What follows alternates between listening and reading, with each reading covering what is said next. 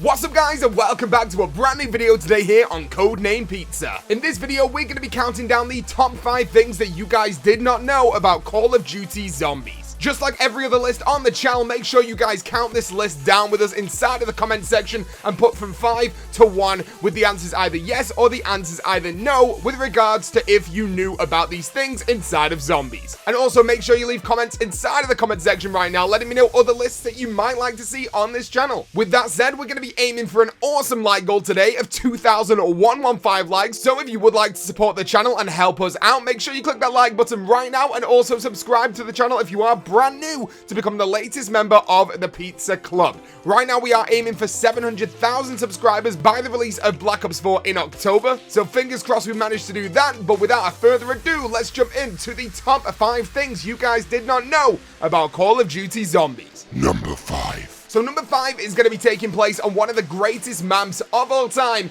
Mob of the Dead. And I'm super excited to get Blood of the Dead with Black Ops 4, and hopefully this storyline will finally get settled.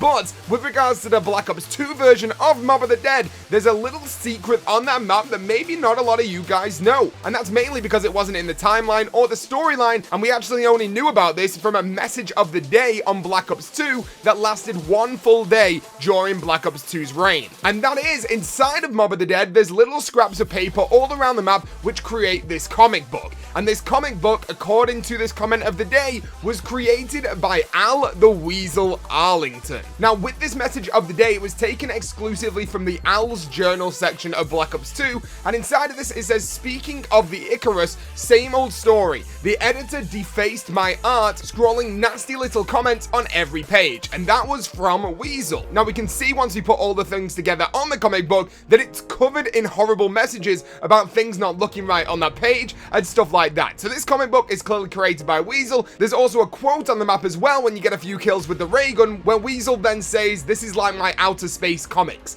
confirming once again that this is actually a comic book that's wrote by Weasel. Now, Weasel's comic is actually called The Icarus from Mars, but this comic actually exists in real life. Not with that name, but the guy on the front of the cover. The guy on the front of the cover is actually called Shock Gibson, and this is a superhero that appears in a comic series called Speed Comics in real life. Now, the really interesting story about Shock Gibson, the character, and Mob of the Dead is that Shock Gibson, the character on the front of this comic book, his superpower or his ability is to directly store, generate, and control electricity, which is great because if we look at Mob of the Dead, you know that all the crew inside of Mob of the Dead go on the Golden Gate Bridge and get electrocuted on the electric chairs. We know that Electric Cherry is the perk that originated on Mob of the Dead, and we also know when we go into Afterlife mode, we pretty much directly store and generate electricity to turn on all the power around the map. So a lot of things to do with this comic book character Shock Gibson ties in with the actual storyline of Mob of the Dead, and maybe Weasel is just trying to give us some more information about the overall story that we might possibly find out inside of Black Ops 4. So Weasel's comic is at number 5, but let's go check out what is at number 4. Number 4.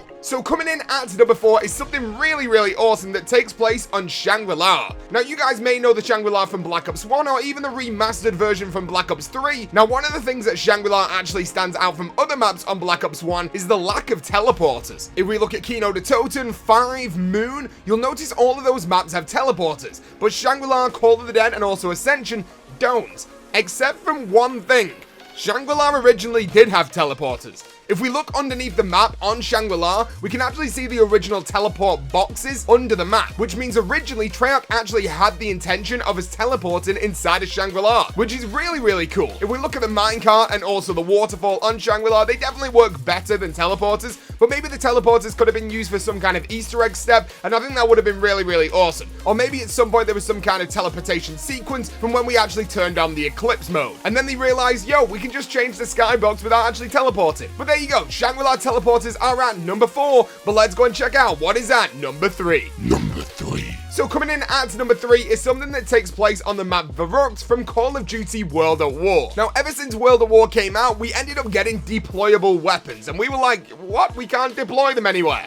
But you could actually deploy weapons on Verrückt on World at War. And the only way you could do this was so stupid. You needed to get one of the deployable weapons out of the mystery box, and you could not do this solo. You needed to do this in a co-op game with one of your friends, and your friend would literally have to crouch and go in front of you. You would then be able to deploy the weapon on top of his head, and as soon as that happens, your friend is then allowed to move away, and you have successfully deployed the weapon. Very weird sequence of events to actually get the weapon deployed, but you can in fact deploy weapons on Verrugged on Call of Duty World at War. But that is not where the deployable weapon story finishes. If we actually go under the map on Verrugged, we get to see all the deployable weapons lined up in a line. It's really creepy, but this was probably used as some kind of testing place for the Treyarch developers to actually learn how to deploy weapons for themselves while making this map. Also, there's one more secret on Verrugged on World at War that I'm going to show you guys right now. A lot of you guys will probably already know it, but if you go into the middle of the map, the actual fountain is an FG-42 turret. Very cool. Obviously, this isn't something we can use inside of the game, so it's interesting to go back into the older maps and see stuff that Treyarch puts in that they know we'll probably find if we use no clips and cheat inside of these maps. But let me know inside the comment section right now, did you guys know about number 5, 4, and 3 on our list today? Did you know the comic book on Mob of the Dead was in fact written by Weasel? Did you know about the secret teleporters that were originally supposed to be on Shangrila? And did you guys know that you could actually deploy weapons on Call of Duty World at War's Verrugged? Let me know right now by putting 5, 4, and 3 inside the comment section with either the answer yes or no after that. But there you go, that was on our list today at number 3. Let's jump over to see what is on our list today at number 2. Number 2. So coming in at number 2 is something really awesome, which is actually on Shino Numa, the original Shino Numa map from Call of Duty World at War. And on Shino Numa, you guys know that we go inside the hut. Once we go inside the hut, it randomly aligns one perk machine to spawn inside of that hut. Now there's only 4 perks on the World at War version of Shino Numa, but each hut, every single game will be a different perk. You never know which one will be in which hut. And these perks look exactly the same as the perks that we saw on the previous map, Verrugged. But if we look inside of the game files on Shino Numa on World at War, there was actually extra perk variants that we could go and use inside of the game. Now, no one ever got gameplay of these things, but we can see the skins of the perks inside of the game files where they all look run down and they've been battered by the elements of living in the woods for so long, which is really cool. And honestly, I don't know why they didn't go ahead with these. We've seen perks change in the future of zombies, just like we see in Mob of the Dead, where they go in and out of reality, but it would have been super awesome just to see these rundown perks inside of Shino Numa. Now, I know World at War was the birth of zombies, and they didn't really want to mess with the franchise so much to actually change the look of these machines, but it would have been awesome if they would have put these inside of the Black Ops 3 remastered maps with Zombie Chronicles. I think they just look so much better, and they fit the environment so much more inside of Shino Numa than the original perk machines. But there you go, the secret Shino Numa perk machines are at number 2, but let's go and check out what is at number 1. Number 1. So coming in at number 1 is something that a lot of you guys don't know, but you do it every single time you play zombies. And this is to do with the Gobblegum machine. Now, this takes place on every single map on Call of Duty Black Ops 3 inside of zombies, and that is whenever you use the Gobblegum machine, the back of your controller will change to whatever color the gumball is. Now, this only works for PlayStation 4 because there's no light on the Xbox One controller, but when you are playing on the PS4, if you go up, use the Gobblegum machine, let's say you get a shopping spree, the light on the back of your controller will then be green.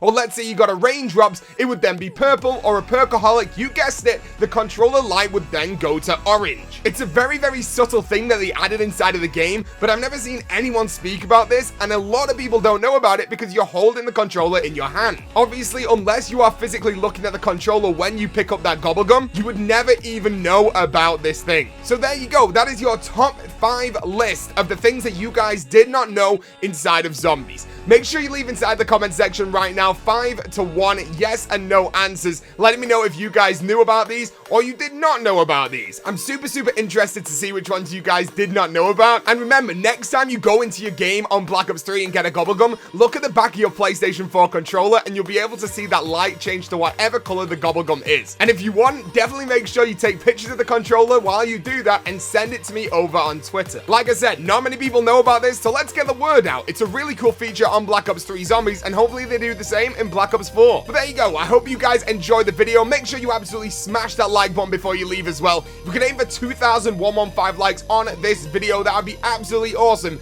And also, if you are brand new to the channel, make sure you click that subscribe button to become the latest member of the Pizza Club. I'll be back tomorrow with another video or another live stream, but thank you for watching this video, and I'll see you in the next one. Thank you for watching, and peace out.